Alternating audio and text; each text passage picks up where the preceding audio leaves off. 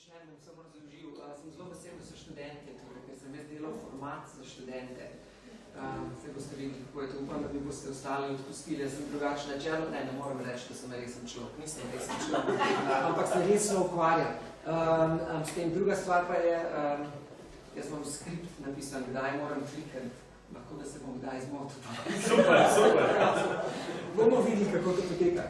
Skratka, in se opravičujem, zato ker bom, ne bi se smel opravičuvati, zelo v slovenščini govorim, pa samo v angleščini imam tudi tole za tiste, ki jih zanimam.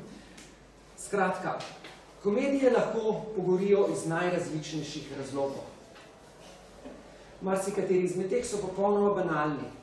Terencijeva tašča, recimo, je prvič doživela polom zato, ker so občinstvo zamotile govorice o boksarskem dvoboju in vrvohodcu, in drugič, ker je predstavo prekinil nastop gladiatorjev. Büchnerjeva igra Leons in Lena ni bila uprizorjena preprosto zato, ker je avtor zamudil rok oddaje pri natečaju za novo nemško komedijo. Ko je ugotovil, da paketa z rokopisom niso niti odprli, besedila ni ponudil nikomur drugemu. Igra je svojo krstno uprizoritev zato doživela šele leta 1895, skoraj 60 let po Büchnerjevi smrti. Zelo pogosto, bom počakal, da se vsi da.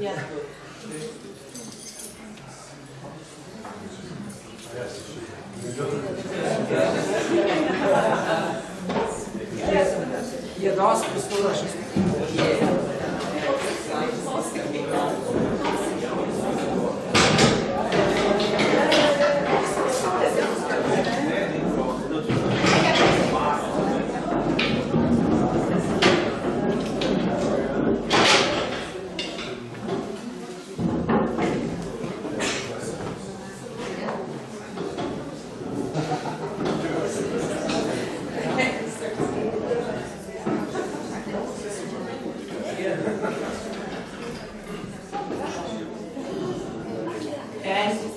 stavek ste zamudili, tako da ni več hudega.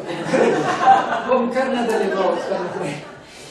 Zelo pogosto komedijam spodleti zato, ker so slabo uprizorjene. Kadar igralcem manjka nadarjenosti ali smisla za humor, jih še tako spretno dramaturško rokohitrstvo ne more zaščititi pred nezadovoljnim občinstvom. Eden najbolj znanih primerov takšnega fiaska se je pripetil na komediji Richarda Brinsleyja Sheridana Tekmeca 17. januarja 1775. V tej predstavi je bila Leeva stereotipska upodobitev irskega plemiča Sira Luciusa Outriggerja tako obupna, da so vlogo že po prvi reprizi prezasedli. Včasih komedije ne uspejo tudi zato, ker so pred svojim časom. Glavni razlog, da je občinstvo Goldonijevega čudaškega starca pospremilo žvižgi, je, da je bil simpatični ljubimec v igri starejši možak, ne pa prikupen mladenič. Očitno v 21. stoletju ni več problem, kad smo včeraj slišali v Alsestu. Tako žarijev kralj Bu kot single Vražji fan zahodne strani sta ob krstnih uprizoritvah povzročila nemire, ker sta se gledalcem zdela prostaška in nemoralna. V vseh treh primerih se je okus občinstva kasneje spremenil. In te tri neuspešne komedije so ne le preživele katastrofalne premiere, ampak so s časoma celo postale pomemben del železnega repertoarja v svojih okoljih. Najbolj pogosto pa komedije seveda propadajo zato, ker so malomarno napisane, ker so njihovi zapleti malo verjetni, njihovi značaji predvidljivi in njihovi dialogi okorni. Take komedije pogorijo upravičeno in nepreklicno, ter jih navadno zelo kmalu izbrišemo iz kolektivnega gledališkega spomina. A če tudi si takšno usodo zaslužijo, pa to žal prav tako pomeni, da se iz njihovih napak nihče ne bo ničesar naučil in da jih bodo prihodnje generacije komediografov zelo verjetno vsaj kdaj pa kdaj ponovile. Ena redkih izjemov tega pravila so neuspele komedije dobro znanih pisateljev, morate gledati katerih, ki sicer vedo, kako oblikovati psihološko prepričljive značaje, zgraditi trdno zgodbo in pisati elegantne govore. Takšna besedila nam ponujajo idealen zorni kot za vpogled v notranje mehanizme žanra in so še posebej koristne, ko poskušamo razumeti, kaj komedijam omogoča preživeti. V pričujočem prispevku se bom zato osredotočil na 3 igre s približno istega zgodovinskega obdobja, ki so ob praizvedbi vse klavrno propadle in si od poloma bodisi nikoli niso popolnoma opomogle, ali pa jih od takrat naprej vsaj ne štejemo več za komedije. Igra Kandidat Gustava Flauberta, Guy Domville Henryja Jamesa in Utva Antona Pavloviča Čehova so bile uprizorjene v času, ko so bili njihovi avtorji že dodobra uveljavljeni, pa vendar se premiersko občinstvo nanje ni odzvalo v skladu s pričakovanji. To je še posebej presenetljivo pri Flaubertu in Čehovu, ki sta sicer napisala kar nekaj dovolj zabavnih besedil. Da bi ugotovil, zakaj se je to zgodilo, bom izbrane igre primerjal z nekaj drugimi. Sternheimovo priredbo Flaubertove komedije, z Wildovo nepomembno žensko in z 2 izmed Čehovih zgodnih burd. Rezultati teh primerjav nam bodo, upajmo, pomagali ugotoviti, kateri dramaturški dejavniki vplivajo na uspeh komedije.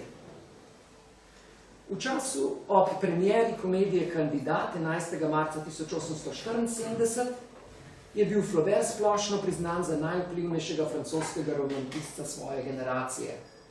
Čeprav ga za njegove literarne dosežke niso nagradili sedežem v francoski akademiji, pa je razvpitost gospe Bovary zagotovila, da so Flauberta poznali po vsej Evropi. Njegov roman je bil leta 1874 res da že polnoleten, a to še ne pomeni, da je bil Flaubert tedaj ustvarjalno izčrpan, prav nasprotno.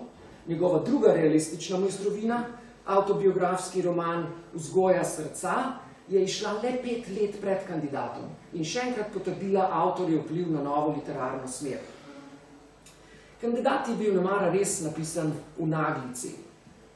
Flaubert ga je končal v 2 mesecih, toda uprizorili so ga v uglednem gledališču teatru du Vaudeville in to pod vodstvom izkušenega impresarja Carvalja, ki je zaslovel kot producent Dumasjeve uspešnice Dama s kamelijami. To je bila najbolj uspešna francoska igra v 19. stoletju. Kljub temu, da Flaubert gotovo ni bil izkušen dramatik, se je ansambl zavedal njegovega literarnega slovesa in se je njegovemu besedilu posvetil s pozornostjo in spoštovanjem, ki si ga je zaslužilo. In vendar je bila krstna uprizoritev popoln fiasko. Flaubert sam je vsaj del krivde za polom pripisal neizobraženemu občinstvu, ki je v gledališče prišlo v pričakovanju lahkotne burke, ne pa zajedljive satire. Naj dodam, da je bilo občinstvo brez okusa, se je v pismu pritožil prijateljici Georges Sand, sami gizdalini in borzni mešetari, to je isto podanca, ki jim ni bilo niti približno jasno, kaj pomenijo besede. Ampak mogoče to ni bilo čisto res. Flaubertov prijatelj Edmond de Goncourt v svojem dnevniku vzdušje v gledališču opisuje nekoliko drugače. Pravi, da so bili gledalci Flaubertu pred predstavo načeloma naklonjeni in da so z veseljem pričakovali njegovo gnevito retoriko in neprizanesljiv opis sodobne družbe. Ko je občinstvo ugotovilo, da tokrat s tem ne bo nič, se je za svoje razočaranje maščevalo zabavnim prišepetavanjem in se porogljivo posmehovalo žalostnim poskusom duhovičenja. A premiersko občinstvo žal ni bilo edino, ki se ni moglo poistovetiti s sebičnimi junaki. Celo nekateri prizanesljivi kritiki so imeli težave s Flaubertovimi črnogledimi zbadljivkami na račun demokracije. Praktično edini, ki mu je bila igra všeč, je bil Emile Zola, ker so tudi njemu igro prejšnji skupaj. Skoraj da vsi ostali so o njej resno dvomili. Paul de Saint-Victor je na primer zapisal, da igra upodablja marionete, ne pa ljudi, medtem ko sta tako Auguste Vitu kot Sandova opazila odsotnost prisrčnih junakov, katere bi se občinstvo lahko zares uživelo. Če se je ob premieri Flaubert mogoče še lahko tolažil, da je bilo negotovanje občinstva naključno, je potem, ko je videl, da so se gledalci podobno odzvali tudi na prvi reprizi, gledališče vendarle zaprosil, naj igro umaknejo z repertoarja. Dogajanje v Kandidatu se vrti okrog bogatega podeželskega bankirja Luslena, ki se je odločil, da se bo potegoval za mesto v državni skupščini. Pri tem ga bolj kot jasno opredeljen politični program zanima družbeni ugled, ki mu ga ponuja ta položaj. Njegovo volilno kampanjo dodatno zapleta dejstvo, da sta mladeniča, ki se potegujeta za naklonjenost njegove hčerke Louise na nasprotnih straneh družbenega in političnega spektra. Eden je meščanski direktor lokalne tovarne Murel in drugi praznoglavi mladi plemič Onesim. Čeprav ima Louise očitno raje Murela, jo ob koncu igre Ruslan prisili, da se poroči z Onesimom. In sicer samo zato, da bi si zagotovil kmečke glasove, ki mu jih je obljubil Vikontov veleposestniški oče. A to mu vendarle ne prepreči, da ne bi istočasno izkoristil tudi Murelovih zvez z lokalnim časnikarjem Julienom Dutrajem. V zelo Molièrovskem zaključku komedije Ruslan za svoje politične cilje ne žrtvuje le svoje hčerke, ampak tudi svojo ženo, ki jo življenju prepusti v zameno za pozitivno podobo v tisku. Ruslan na volitvah zmaga, a ob koncu igre ostane popolnoma sam. Kandidatu vsekakor ne manjka dramaturških ambicij. V nasprotju s Sardujevim Ravagajem, izjemno priljubljeno politično komedijo iz istega časa, v kateri prav tako nastopa pokvarjen novinar, se Flaubert ne zadovolji s tem, da bi zgolj ponovil dobro znane žanrske obrazce. Raje pogumno eksperimentira in obseg komedije poskuša razširiti. Konec igre recimo ne osreči prav nikogar, niti Ruslana. Mlada zaljubljenca ostaneta narazen, poroka na silo uspe in soprogu nataknejo rogove. Nasploh je ton besedila ciničen in pesimističen. Toda te novosti same po sebi še niso vzrok za kandidatov polom. Ne smemo namreč pozabiti, da komedija kot gledališki dogodek zahteva svežino in inovacijo. Besedilo, ki zavestno sega preko Javsovega horizonta pričakovanj, bi torej moralo načeloma imeti večjo možnost preživetja. Pa vendar je Flaubertova igra pogorela tako v svoji prvi kot v drugi postavitvi, tisti iz leta 1910, ki jo je prav tako režiral znamenit režiser André Antoine in ki je prav tako doživela eno samo ponovitev. Zakaj? Najboljši odgovor na to vprašanje nam ponuja primerjava Flaubertove komedije z njeno nemško priredbo z naslovom Der Kandidat, ki jo je leta 1914 napisal Karl Sternheim. Ker je Sternheimu uspelo, Flaubertu pa ne, Sternheimova priredba je bila priljubljena in ostaja na repertoarjih nemških gledališč, bi nam morala analiza razlik med obema enačicama vsaj nakazati pot do možne razlage. Sternheimova priredba ohranja osnovno dramsko strukturo Flaubertove komedije. Zgodbo je nemški pisatelj res da postavil svoj čas in ter vsem dramskim likom spremenil imena, ampak v zaporedje dogodkov se ni vtaknil. Čeprav je iz zasedbe črtal le eno besedo, služkino Felicité, pa je kar precej Flaubertovih likov v Sternheimovi priredbi izgubilo svoj dramski pomen. Nemški sorodnik Vikonta Onesima, podobno domišljavi grof Achim Reit, se v Sternheimovi verziji naprimer komaj da pojavi na odru in je v zaplet vpleten samo posredno. V glavnem služi kot papirnati tekmec svojemu meščanskemu nasprotniku Grüblu oziroma Murelu v Flaubertovem izvirniku. Poleg tega je dialog v Sternheimovi igri veliko bolj živahen in zgoščen. Čeprav Der Kandidat zvesto ohranja skoraj da vse podrobnosti iz Le Candidaja, celo dovtipi so pogosto reciklirani, pa Sternheimov dialog obdrži samo replike, ki pomagajo poganjati dogajanje, medtem ko dosledno izpušča vse tiste, katerih edini namen je, da podrobneje opisuje osebnosti dramskih likov. Šele v zadnjih dveh dejanjih Sternheim bolj opazno odstopi od Flaubertovega izvirnika. In verjetno so prav te spremembe tiste, ki najbolj jasno kažejo, zakaj je Flaubertova komedija pogorela, Sternheimova pa preživela. Prvo večjo spremembo lahko opazimo v odnosu med Murelom in Ruslanom oziroma Grüblom in Ruskom. Pri Flaubertu je Murel, ki na začetku igre drugače deluje najbolj premeteno med vsemi junaki, popolnoma slep za Ruslanove spletke in dejansko verjame, da mu bo bogati bankir dovolil poročiti se z njegovo hčerko. V četrtem dejanju recimo lahko spremljamo tale pogovor. To je pa, kako sem jaz pogledal z odnos veliko, da se tudi vzadi, da se da v zadnji vrsti brati. Ja. Ne bom bral tega, ker vidi že tako, da zadost dolgo, kar govorim. Ruslana v tem prizoru očitno zanimajo zgolj volilni glasovi in Murela samo pridobitev dovoljenja za Louisino roko. Kogar dobi, pa čeprav bolj mimogrede, je Murel takoj zadovoljen in Ruslenovi besedi trdno verjame in to kljub temu, da je prej kar nekajkrat lahko opazoval, kako gladko se je njegov tast sposoben zlagati. Murel mu zaupa in srečen odide z odra in ter se na njem sploh več ne pojavi. Sternheimov Grübel je veliko manj lahkoveren. Čeprav je njegov pogovor z Ruskom zelo podoben, tudi pri Sternheimu si snubec želi izsiliti pristanek, ko je oče njegove ljubljenke najbolj ranljiv, je Grübel precej bolj neposreden kot Murel. Tukaj je njuna izmenjava. Grübelov namig je še bolj očiten, če si to lahko preberete. In rusko pristanek še manj navdušen kot pri Flaubertu. Tudi izid njunih pogajanj je precej drugačen. Nekaj kasneje, v popolnoma novem prizoru med Grübelom in Louise, ki ga v Flaubertovem izvirniku ni, Sternheim paru celo omogoči, da se pogovori o skorajšnji zaroki. Ti je dal besedo, jo bo držal Louise, Louise vpraša svojega nesvojenega zaročenca, on pa odgovori, dobro ga poznam, ne zaupaj mu. Grübel tukaj ni več niti malce naiven in natančno ve, da je zagotovilo, ki ga je dobil brez prave vrednosti.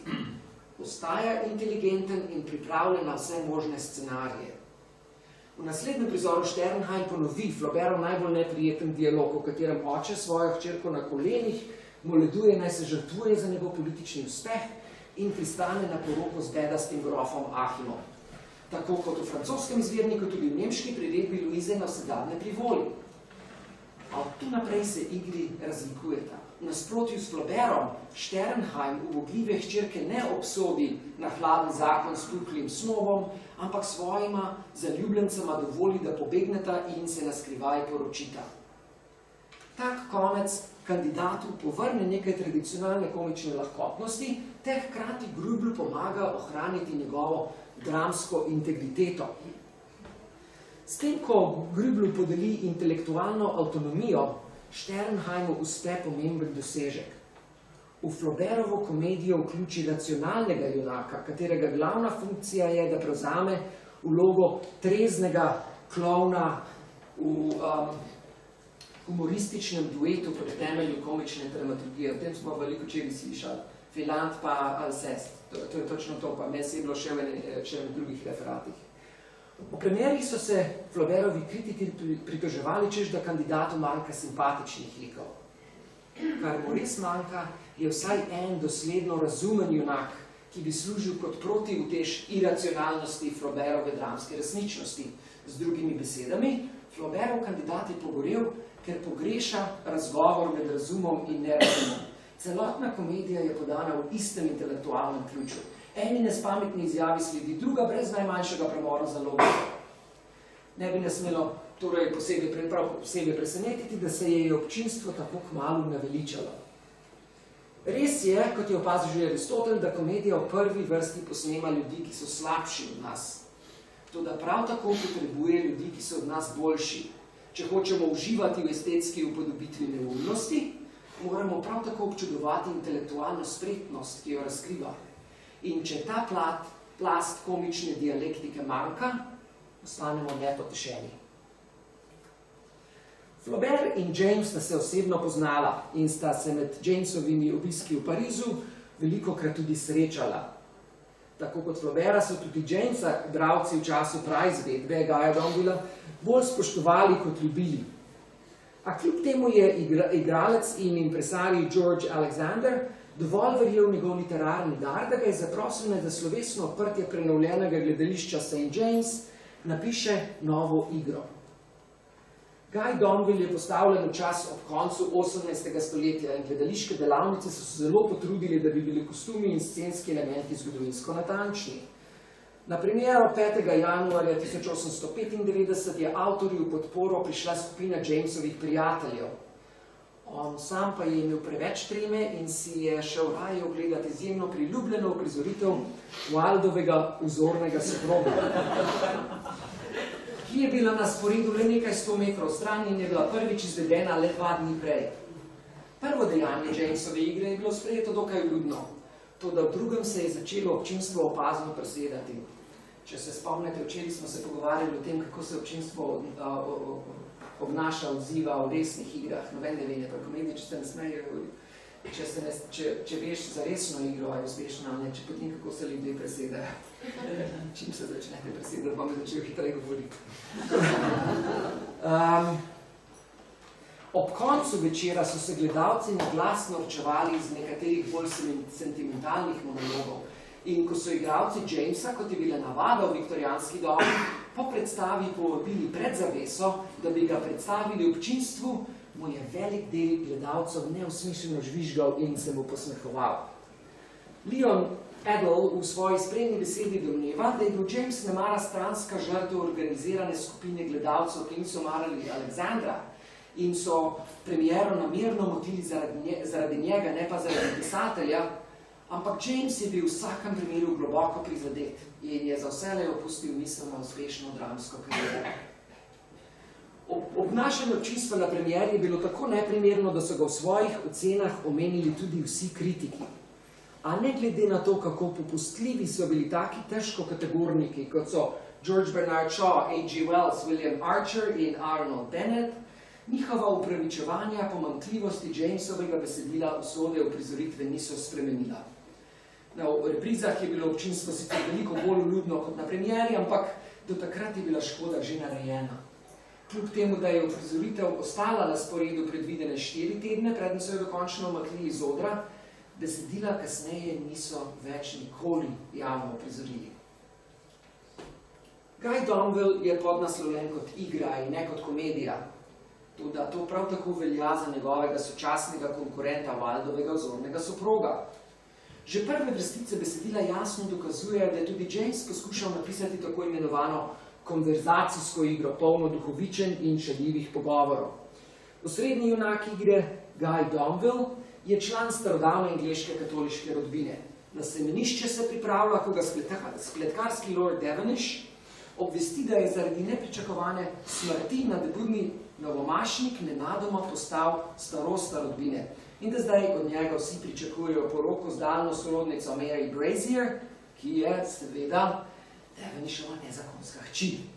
Guy si najprej po najboljših močeh prizadeva, da bi nadaljeval družinsko linijo, začne se navajati na posvetno življenje in celo brez kakšnega pravega navdušenja začne snubiti zadržano Mary. A ko spozna njeno pravo ljubezen mornariškega častnika Georgea Rounda, Guyeva dobrodušnost vendarle prevlada. Parčku pomaga uiti in se nato vrne domov.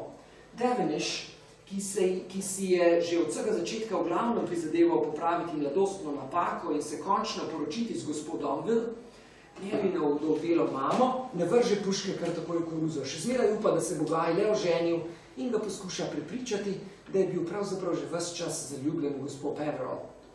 Toda, ko Guy ugotovi, da je znova le lutka v Devenishovih rokah, se odpove ljubezni in družini, gospod Peverell zaupa svojemu dobronamernemu, a malce dolgočasnemu prijatelju Franku Humberju, ki odide v semenišče, tokrat zares. Tako kot v Flaubertovem kandidatu je tudi v Jamesovem Guyu Domvillu glavna strukturna šibkost besedila, ki negativno vpliva na njegovo komičnost, zavrtost njegove dramske dinamike. Z drugimi besedami, prav vsi liki se obnašajo zelo podobno. V nasprotju s Flaubertovo komedijo nemara res niso moralno slabši od nas, če že kaj so tako prijazni, da so skoraj popolnoma nezanimivi, toda znova so prav vsi nespametni na zelo podoben način. Guy je res da pošten in iskren, hkrati ravna naglo in ne vsele najbolj premišljeno. Stališče spremeni ne, da bi se kaj dosti oziral na to, kako bo to vplivalo na vso ljudi.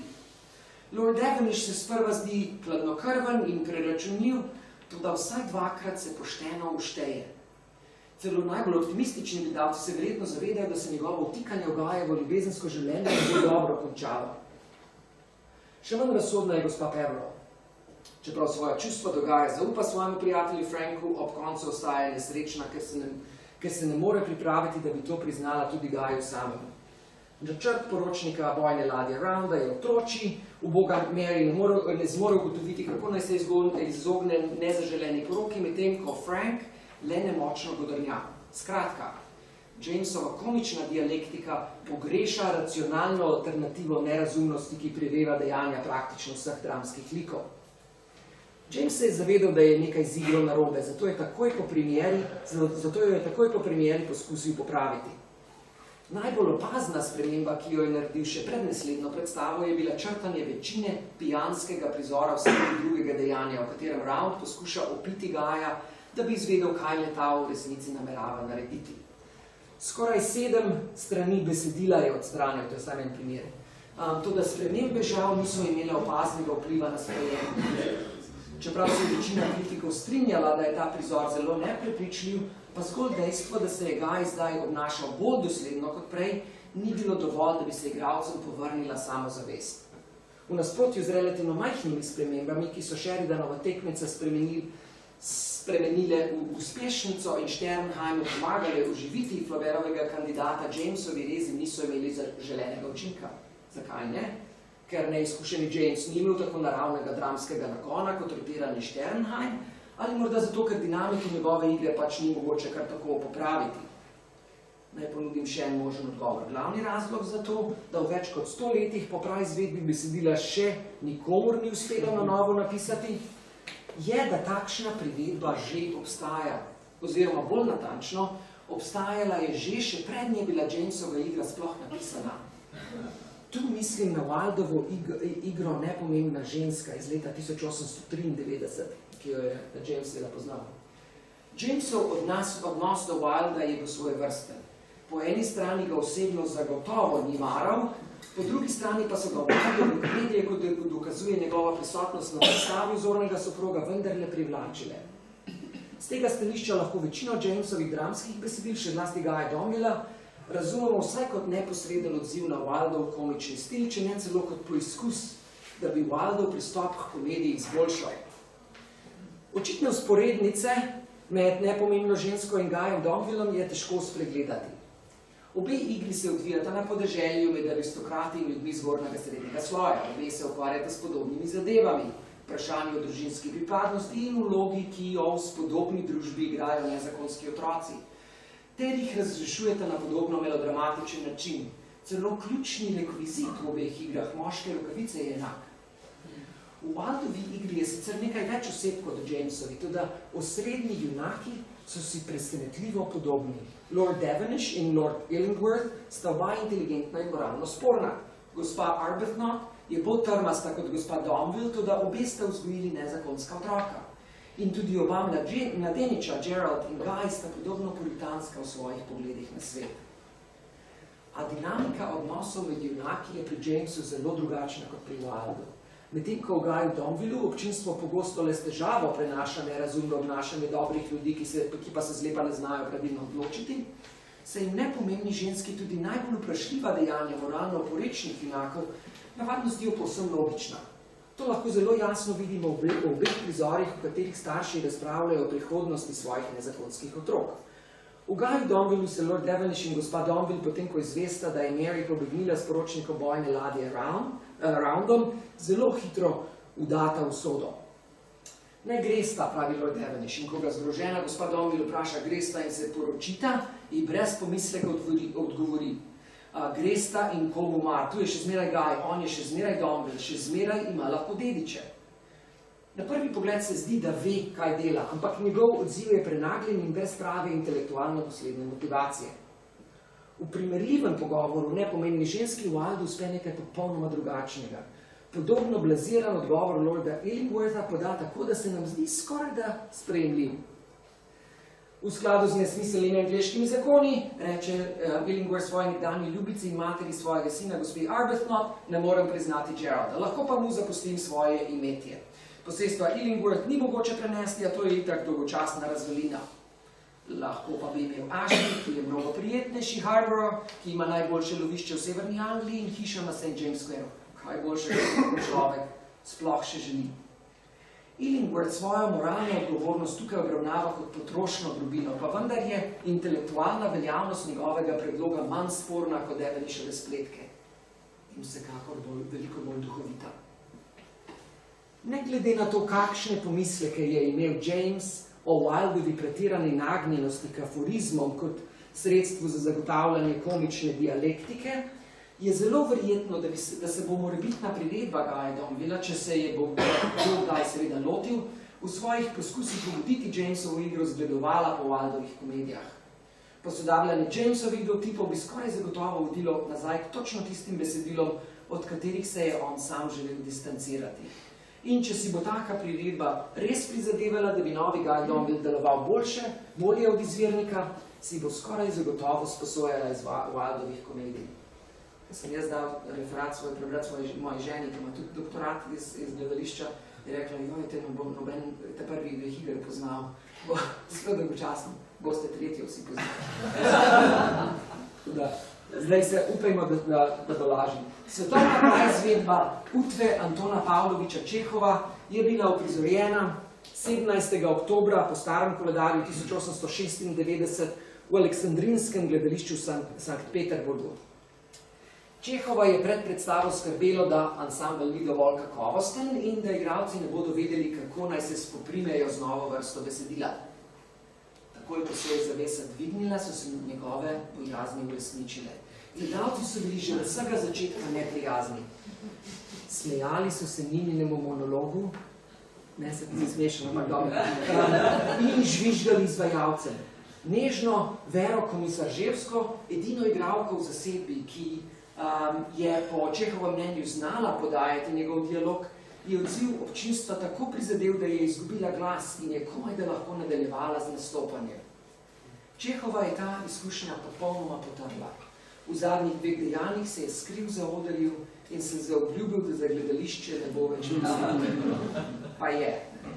Podobno kot v Jamesovem primeru je bilo občinstvo peterburški uprizoritvi na reprizah precej bolj naklonjeno, tudi kljub temu je gledališče predstavo po le 4 ponovitvah umaknilo z repertoarja. Utvin fiasko se od polomov, ki sta jih izkusila kandidat in Guy Donville, razlikuje v dveh pomembnih razsežnostih. Prvič, Utva se je v nasprotju s Flaubertovo in Jamesovo komedijo, ki sta po katastrofalnih premierah zelo hitro zatonili v pozabo, izredno uspešno pobrala in je zdaj sestavni del železnega repertoarja. Velik razlog za to je seveda uprizoritev Hudožestvenikov iz leta 1898 v režiji Konstantina Stanislavskega, v kateri so poleg Stanislavskega samega, ki je nastopil v vlogi Trigorina, zaigrali tudi Čehova bodoča žena Olga Kniper kot Arkadina in tedaj še zelo mladi Vsevolod Meyerhold kot avantgardni pisatelj Trepljev. Druga nenavadna značilnost Sankt Petersburškega fiaska je, da je Čehov pred Utvo napisal nekaj uspešnih komedij. Tako Medved, prvič postavljen v Moskvi leta 1888, kot Snubec, ki so ga izvirno uprizorili 2 leti kasneje v Sankt Peterburgu, sta bila pri občinstvu priljubljena in se nista srečala s podobnimi težavami kot praizvedbi Ivanova in Utve. Čehov sam svojih enodejank sicer ni jemal čisto resno in ju je celo opisal kot neumni, a Utva je kot komedija propadla prav zato, ker Čehov tokrat ni bil pripravljen pravilno uokviriti te neumnosti. Naj razložim zakaj. Utvo je avtor, kot lahko vidite, sicer podnaslovil kot komedijo. Je pa res, da jo le redko kdo obravnava kot veselo igro. Tako melankolično vzdušje v drugem delu besedila kot samomor na samem koncu, kritike navadno prepričate, da je besedilo drama, če ne celo tragedija. Zato podnaslov bodisi zavestno ignorirajo ali pa ga kvečjemu razlagajo kot malce čudaškega. Pa vendar je Čehov sam že zelo zgodaj v ustvarjalnem procesu jasno izjavil, da se je lotil pisanja humorne igre. Še posebej zabavni so se mu zdeli zapleteni ljubezenski trikotniki, ki predstavljajo jedro dramskega zapleta. Večina oseb v igri je zaljubljena v nekoga, ki ljubi nekoga drugega. Zagrenjeni Trepljev je zaljubljen v nadebudno, pa ne nujno nadarjeno igralko Nino. Ona se usodno zaljubi v priljubljenega pisatelja Trigorina, ki je sicer ljubimec Trepljeve mame. V Arkadino je platonično zagledan še zmeraj šarmantni Dorn, medtem ko skrbnikova hči Maša ter hrebeni po Trepljevu, a se nato poroči z udanim Medvedenkom. V nasprotju s tradicionalnimi obrazci klasične komedije se niti eno izmed teh razmerij ne konča srečno. Maša svojega moža prezira, Nina s Trigorinom zanosi, a otroka izgubi. Trigorin se ponižno vrne k Arkadini, medtem ko se trepljev, potem ko ga Nina še enkrat zavrne, ustreli. Skratka, večina oseb v Utvi se obnaša nespametno in bi morale biti torej idealna tarča za posmeh. Pa se nam namesto tega smilijo. Glavni razlog za to je, da tako kot v Flaubertovi in Jamesovi komediji, da v besedilu ni prave priložnosti za dramsko poudarjanje njihove iracionalnosti. Poglejmo si, na primer, kako drugače k zelo podobni temi Čehov pristopa v uspešni in kako v neuspešni komediji. V obeh primerih sta odlomka samega začetka besedil. Medved se začne s pogovorom med nedavno ovdovelo Popovo in njenim slugo Lukom, ki jo poskuša prepričati, naj se vendarle vrne v življenje. Tega ne bom bral, ne boste se sami. Kot izvemo nekaj kasneje, Popova s svojim žalovanjem pretirava. Njen pokojni soprog je z njo slabo ravnal, kar pomeni, da imamo njeno obnašanje lahko za nesorazmerno oziroma bolj natančno za nespametno. Nekratek korak je od nespametnosti do smešnosti, od neprilagodljivosti do nerazumnosti, ki jo lahko opazijo in se ji smejijo tudi vsi ostali. Utva se prav tako začne z junakinjo v črnini, po naključju. Tokrat je pretirno melankolična Maša, ki jo na sprehodu spremlja goreči snubec Medvedenko. Tule je odlomek. Mašina potrtost se zdi še manj upravičena od Popove. Čeprav je res, da se trepljev ne meni zanjo, pa bi se moralo biti vendarle bistveno lažje sprijazniti z zavrnitvijo kot sprejeti smrt. A ne glede na to, kako globoko občutena je njena depresija, jo Medvedenko svojim nespretnim tolaženjem še bolj banalizira. Maša tukaj ni komična, ampak vredna našega pomilovanja. Najbolj opazna razlika med tema dvema prizoroma in verjetno tudi glavni razlog, zakaj je Popova smešna, Maša pa ne, je, da v Medvedu Luka iracionalnost Popove izpostavi in s tem potuji. Medtem ko v Utvi Medvedenko Mašino samo še dodatno poudarja. Čeprav imata oba junaka na prvi pogled isti cilj, da bi melankoličnima ženskama pomagala premagati njuno otopelost, pa je racionalen in nesebičen le Lukov pristop. Medvedenko vsekakor sliši Mašino pritoževanje, ampak se nam ne odzove in se raje še kar naprej ukvarja z lastnimi skrbmi. Z drugimi besedami, dialektika med razumom in nerazumom je v Medvedu v polnem teku, medtem ko v Utvi zaživila od časa do časa. Če hočemo komično prizoritvi podaljšati za več kot en sam trenutek, moramo torej uravnovesiti obe plasti takšne intelektualne napetosti, kar pa se v Utvi ne zgodi prav pogosto. Z tega stališča je kar malce ironično, da bi kar nekaj zdaj bom pa Čehova novo jaz napisal, da bi kar nekaj izmed oseb v Utvi lahko uspešno dopolnjevalo Burkeže in Zadrteže, kakršni so Maša, Medvedenko ali Šamrajev, oziroma brzdalo nespametneže kot sta Arkadina in Trigorin. Čehovov drugi jaz, cinični podeželski zdravnik Dorn, recimo je dokaj prepričljiv kot rezoner in tudi Sorin, Arkadinin nenehno smejoči se brat, je presenetljivo razsoden. Toda ne eden, ne drugi nista postavljena v takšen humoristični duet, ki bi imel omogočil uspešno opraviti to nalogo. Pa hipotetično. Če bi se Dorn bolj posvetil Trepljevu, bi se Mladenič verjetno ne ubil. In če bi se Trigorin več pogovarjal s Sorinom in manj z Nino, bržkone ne bi našel priložnosti, da jo zapelje. Christopher Durang je nekaj podobnega poskusil v svoji komediji Vanja, Sonja, Maša in Špik, to so meni v Mariboru igrali, ne? Iz leta 2012. Tudi tu se igralka v najlepših letih vrne v svoj rodni dom in s tem poruši vsakdanji red ostalih likov.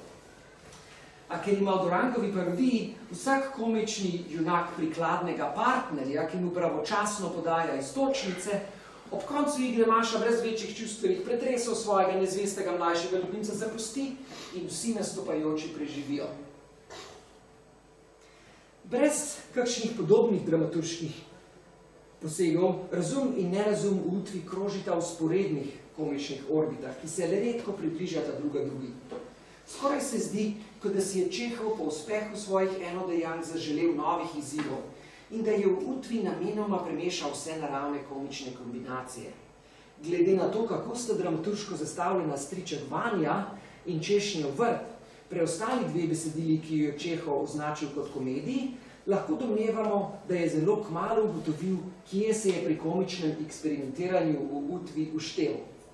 Lopahin in Varja iz Češnjevega vrta sicer nista Lomov in Natalija iz Snupca in težko je povleči neposredno sporednico med odločitvijo Popove, da Smirnova ne bo ustrelila, ter Vanjevimi zgrešenimi streli, ampak soočenje in spopad razuma in nerazuma sta v njegovih zadnjih dveh komedijah zagotovo veliko bolj konvencionalna kot v Utvi.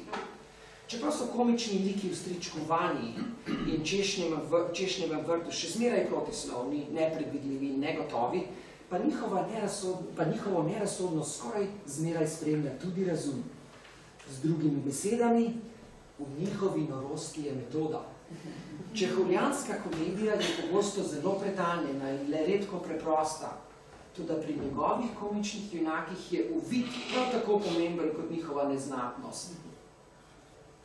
Trije fiaski so seveda premajhen vzorec, da bi na njegovi podlagi lahko izoblikovali trdne zaključke. Lahko pa ponudim vsaj nekaj začasnih ugotovitev.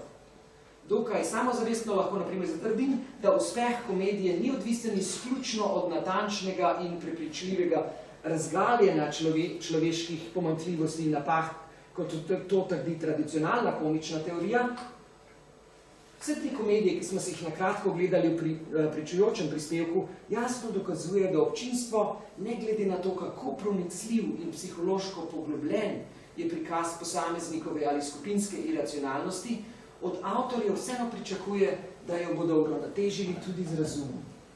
Če se gledalci res želijo počutiti več vredne, kar mi delamo vsakič, ko se smejimo, potem jih moramo prepričati ne le, da so pametnejši od neumnih, ampak tudi, da so tako bistroumni kot najpametnejši. Drugače povedano, namen komedije je ne samo, da svet prikaže kot nerazumen, temveč tudi, da prepozna ključno vlogo, ki jo v naših življenjih odigra razum. Tukaj se pa vračamo na diskusijo, ko smo imeli včeraj zvečer o oblačicah. Zakaj so filozofi tako pogosto smešni za povezavo med filozofijo pa komedijo. Prav tako se ni težko strinjati s predpostavko, da komedija neuspeh lahko preživi na dva načina. Bodi si tako, da na novo ovrednoti svojo notranjo dinamiko. To je Sternheim naredil s Flauberovim kandidatom. Ali pa tako, da se zastalno obrne proti drugemu horizontu pričakovanj, kot se je verjetno zgodilo s Čehovo Utvo. Če že ni mogoče ne eno, ne drugo, kot na primer pri Jamesovem Gaju Domvillu, bo igra verjetno zašla v pozabo. Ali pa, če je njen avtor zelo pomemben, kvečemo pristala v kakšnem završenem učbeniku. Tega nobenem v angleščini ne vere. Če je komedija pred svojim časom, vse te tri možnosti seveda odpadejo. Taka komedija preprosto začne svoje odrsko življenje, ko je občinstvo na njo pripravljeno. Kaj pa možnost, da se bodo gledalci v prihodnosti smejali tudi v prizoritvam brez uravnovešene komične dinamike? Skoraj 2500 let po Aristofanovih Ahrnjanih se to zaenkrat še ni zgodilo. Uspešne komedije se na živahno dialektiko razuma in nerazuma zanašajo že stoletja. Toda dokončnega odgovora na to vprašanje seveda ne moremo podati. In še eno opozorilo za sam zaključek. Predpostavka, da so te tri komedije velikih realističnih pisateljev pogorele zgolj zato, ker jim manjka prave dramaturške dialektike, ne more razložiti vsakega komičnega debakla. Še najbolj verjetno je, da sporna epistemologija škodi le tistim igram, ki so dramsko ambiciozne in imajo literarno vrednost. Kot sem omenil že na samem začetku, razlogov za fiaske komedijam zlepa ne bo zmanjkalo.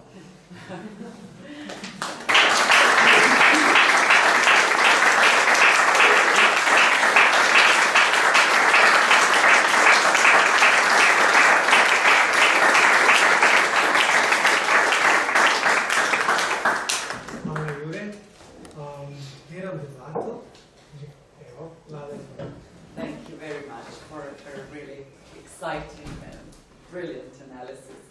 Would you agree with John Moreal, who suggests that we need not only this balance between unreason and reason, but we need a character, besides a character we laugh at, we need another character we laugh with? Yeah, absolutely.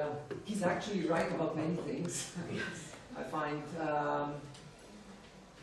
I mean, in English that distinction is clearer than it is in Slovenian. I'm trying to remember how it works in Croatian, but you do need some kind of a balance. Even if both characters are imperfect, like I used as an example Oliver and Hardy, and yesterday we saw another one, Pat and Patachon.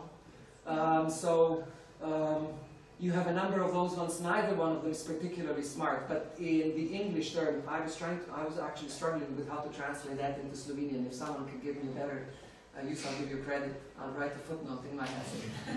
In English they call it double act. Jaz sem prevajal kot humoristični duet, a je boljši izraz za to? Se je uporabno v slovenčini to? In all those cases where you have that, for instance, in English there's a division between, they called it the straight man. That term is slightly colored maybe, because straight means other things. And the comic man, or the first banana and the second banana, if you've heard that term. So you need something where you have an equivalent. The straight man, I think they used to compare Oliver and Hardy to a violin and a bow. You know, you need both parts of the instrument to make it work. So absolutely agree with John Morel.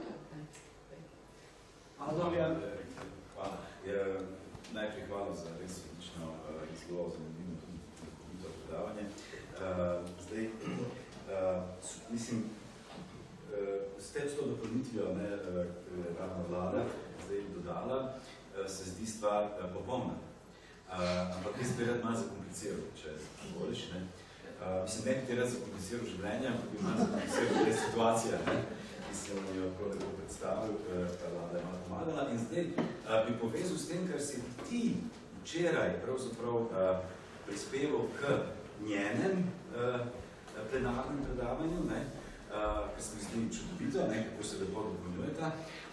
Namreč, ko si upozoril, tako pravzaprav digresivno, mimo grede, ampak se mi je zdelo zelo pomembno, tako da sem se zapomnil, da se navadno smejimo neumnim likom, bolj redko ali nikoli pametnih.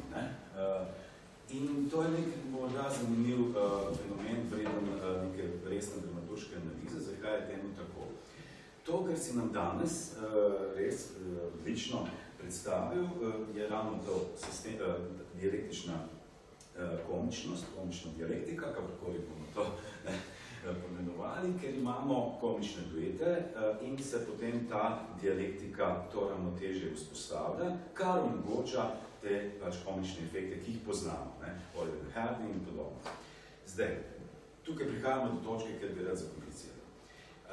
Kaj pa, Jure, kaj pa, če bi mi zdaj stvar podvojili? Kaj pa, če bi šli na neko metaraven in bi pogledali, naprimer, te resne like, ki se jim navadno ne smejimo, in možen komični učinek pri teh likih. Moje, in če hočeš intuitivno, impulzivno, prvo žogo razmišljanje bi bilo, da se pri njih lahko vzpostavi komični učinek, ravno na točki, ko resen, smart, pameten, inteligenten, bla, bla, bla, lik, v trenutku postane neumen, lahko zaradi neke, banalne napake, ki se mu zgodi, spodrsljaja, jezikovnega, fizičnega celo, da mu spodrsne, spotika in podobno, in da se na tej točki morda ustvari komični učinek, zakaj? Ker od tega lika ne pričakujemo. In je to moment, tako kot pri humorju, mislim, bersonovski pristop k temu bi bil, nismo pričakovali, in zaradi tega je na nas to tako učinkovalo. In morda, da ostanemo pri dialektični povezanosti, bi morda nekaj podobnega dosegali tudi pri tako imenovanih neumnih likih, ki bi morda na neki točki proizvedli komični učinek ravno z nasprotno držo. Se pravi, da bi naenkrat postali neverjetno smart. In če ti to naredi, če ti v prvih dveh dejanjih, naprimer, če ostanemo pri klasični razdelitvi na dejanja, naprimer, razviješ kot dramatik komik, komični lik in potem v tretjem dejanju naenkrat postane, ko želi govoriti kot nek, antični učenjak. Mar ni to potem ravno komično, ker je horizont pričakovanja tisti, ki bo verjetno proizvedel ta učin. Torej, zanima me tvoje mnenje, ali je morda temu tako, da komični duet ni pravzaprav edina rešitev za komični efekt v komediji, in ali je to možno dosegati tudi znotraj posameznih likov, ki niso v duetih. Se tudi v komičnih duetih, v humorističnih duetih se spreminjajo stvari. Naprimer, velika tradicija se izpopolnjuje v tam 40 letih, manj je stabilnosti. Se pravi, da se vloge zamenjajo, eden je na vrhu, eden je na dnu. Se mi pa zdi, zato se meni zdaj dobro, da smo včeraj začeli za Sestom, se mi pa zdi, da je Molière pa prvi. Arnolf pa, ali sta prva, ki ima inteligentnega junaka. Če pomislite, naprimer, nekdo je včeraj omenil Machiavellija, toliko neumen, ki je Meserniča v Machiavelliju, toliko zlepa nikdo. Tudi če se pogleda po Shakespeareu, zmeri Falstaffa imajo za primer, da ne bi bil junak, en znamenit citat je, da on druži pravi, jaz sem istočasno tarča in orodje smeha, nekaj ne vem, kako se to v slovenščino pravaja. Skratka, da on ima ženo zavedanje, pa meni se zdi, da se to šele pol pri Molièru začne, pa potem nadaljuje pri Marivoju, pa pri Goldoniju in naprej. To ni stabilno. Jaz sem zdaj to samo ta prvo razložil. Dve stvari se pa spreminjajo in je veliko boljše. Še eno stvar bom rekel, Gregor, za ga se dotika. Če pomislite, na primer, v angleščini, duhovit, angleški izraz je witty. Wit ima isto korenino kot nemška beseda. Vic, ki jo tudi v slovenščini uporabljajo, ampak izhaja pa iz wisdom. Modar. Ne, junaki so modri.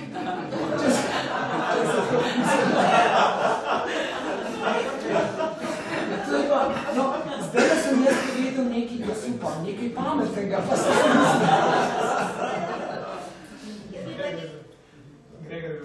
Ne, izvoli. Ne, ide, ker jaz imam tako. Vse smo tudi tako. Da, jaz se zahvaljujem, zelo je bilo zabavno. Bi me pa zanimalo, če mogoče imaš ta podatek, ta Sternheimova, ali kako, adaptacija Flaubera, je bila nemara uspešna tudi v Franciji. Kakor vem, ne.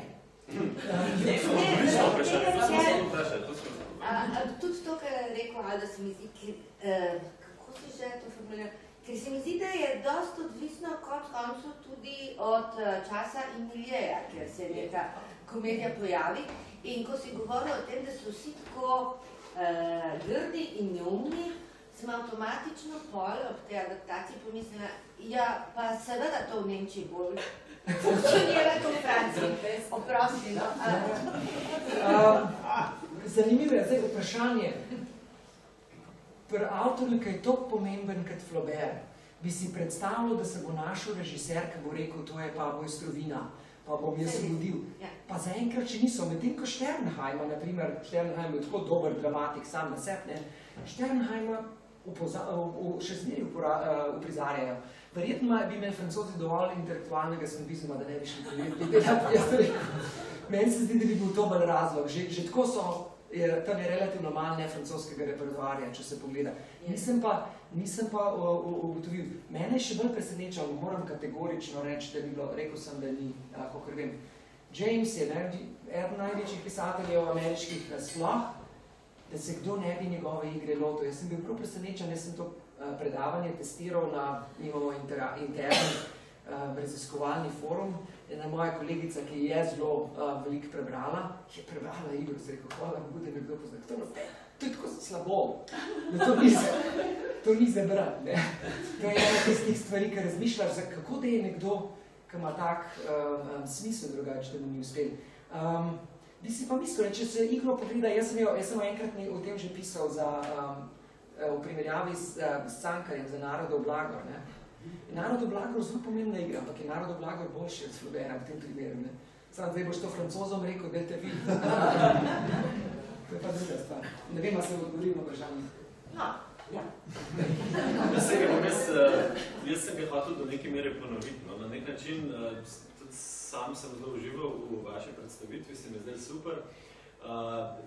Je pa vprašanje zame, recimo, poleg tega notranjega dramskega dialektike, kot ste to pomenovali, absolutno vprašanje konteksta.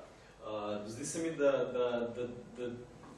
s tem se pač v tej predstavitvi niste ukvarjali, gotovo imate seveda tudi svoje stališče v kontekstu, ampak ja, kakšno to stališče je, bi me zanimalo. No? Ja. Ker ja, definitivno, če preneseš iz francoskega v nemški kontekst, no, moja takošnja asociacija je bil Karl Marx, ki v nekem trenutku zelo specifično Nemčijo opredeli kot v bistvu neko deželo, kjer so v bistvu vsi tisti visokoleteči aristokratski običaji postali v bistvu v eni varianti komedija, v drugi varianti farsa. Skratka, na nek način je Nemčija v tem smislu res morda primernejša za to vrstne žanre. Ja. Skratka, vprašanje pa tudi. Imam še ful drugi stvari. Ja, za kontekst bi jaz rekel, komedija je načeloma žanr za tukaj in zdaj. Ne? Komedija, če v svojem času propade, to je mene zelo zanimalo, se zelo težko pobere. Ker je toliko vezana na tisto. Če pomislite naprimer na kaj mi delamo iz preteklosti, sej se igra Aristofan, ampak se igra v priredbah, ne? Se bistveno spreminja pa posodablja. Plavta, hvala Bogu, hvala, ne? V Sloveniji so še kar precej delali, Terencija so tudi enkrat igrali, ampak to je tako nedolžen, pa glede na to, da je vpliva na vse kasnejše stvari, so to izpopolni, da se potem vračati nazaj, je bolj ena nostalgija, kot kaj drugega, ne. Jaz se spomnim dveh slovenskih komedij, dveh slovenskih uprizoritev, ki sta bili verjetno najbolj smešni, ki sem jaz tukaj še živel, me zanima, če se bodo to isto spomnil. Ena je bila Naključna smrt nekega anarhista s Kavaco v glavni vlogi, to smo dol padali, ampak to je Kavaca ekstemporiral, pa so bile tudi sodobne, mislim, to je bilo že takrat. To je bil Boris. Boris, ja. Ja, pardon, ja. Jaz sem tako stvar, sem pozabil, da imam par odlog, ker so čisto nepodobni. Se ga jaz spomnim, ja, Boris Kavaca. Druga predstava je bila ena, ki je pa skoraj pozabljena. Jaz sem bil meni na prvi reprizi v mestnem gledališču od Alenke Goljevšček pod Prešernovo glavo. Alenka Goljevšček je mene učila psihologijo na gimnaziji, ne? In napisala predstavo o zapiranju naše gimnazije. Jaz sem bil gimnazija Ivana Cankarja, Šuličeva gimnazija in so nas zelo grdo zaprli, zelo so grdo. In je ona napisala igro o tem in jaz sem bil na prvi reprizi in je bilo polno naših bivših učiteljev. Mence so dobili 12 aplauzov, da so morali zaveso dvigati, kar naprej. Ker igra, naj mi jo prosti, gospa je bila vse v redu, predvsem ne vem, če verjetno več ni živa, ampak nič posebnega. Kako smo se mi zabavali zaradi konteksta. Tukaj je problem, da se lahko zaradi konteksta ti smeješ. Se pa spomnim tudi ene predstave v Krogli dvorani v Cankarjevem domu, Mandragola, ki je tako zanač, da se ni dal gledati, ampak glede na to, da so oni vlačili gledalce iz prvih vrst na oder, pa so jih uporabljali vsi ostali, ki smo gor sedeli, v njihovem ponižanju smo se zabavali. Ni pa to poanta. Kontekst je pomemben, ampak je malo iger, ki jim uspe presegati kontekst. Vesna, je Skrivnost kaj bo na repertoarju? Ne poveda dobro. Ja, mi pa to ful všeč, ki si rekel, da je za narodo vlada, da sem se tako spomnil pri kandidatu, skratka. Ne? Mislim, je zelo podobno. Zelo podobna igra, s tem, da Cankar skoraj gotovo tega ni poznal, ne? Mogoče Šternheimovo priredbo poznal, to je pa možno, ker je kdaj bo za Narodov blagor napisan? Ne, Šternheimovo priredba 14, Narodov blagor je kar prej. Prej, ja. Ja, ampak revizor je na drug način. Podobno je taka, ja. To pa Flaubert verjetno bi poznal revizorja, ja. Okay, let's finish off with Radka's question. She congratulates you on your lecture. And she's wondering whether this, your thesis that we have to have the balance between rationality and irrationality is something that comes from your observation or you draw on some historical theory of comedy.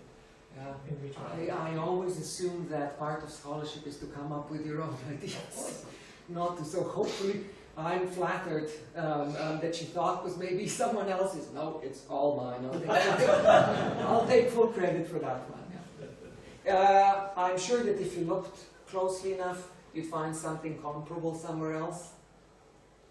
I mean, I know the theory relatively well. I hope it's informed by a number of things, but I'm hoping it's original. Ja, jaz sem nekaj razvoljni, zdaj se ful opravičujem, ker se tako lepo smo sklenili pogovor. Ampak to se zdaj pa nujno... To so te modri. Ja, še ta vic, da pride na plano. Kot ideja inteligentnega komedijanta pri Shakespearju, Hamlet, ful inteligenten, ful komičen. Hamlet, da se strinjam. Hamlet, kot igra, je ekstremno smešna, zabavna. On je zelo duhovit, ja. Je pa vprašanje, zakaj je Hamlet duhovit, bom pa z enim vicom jaz končal. Čeprav mi je žal, da študent ni noben kakšnega vprašanja dal. Jaz pa kar izgovarjam na študentsko vprašanje, bomo drugih. Ena starejša gospa je prvič v življenju šla v gledališče si Hamleta pogledati, pa se je vprašala, kako se da mi pa to zdaj na koncu rekla, živi dolg, če sami citati.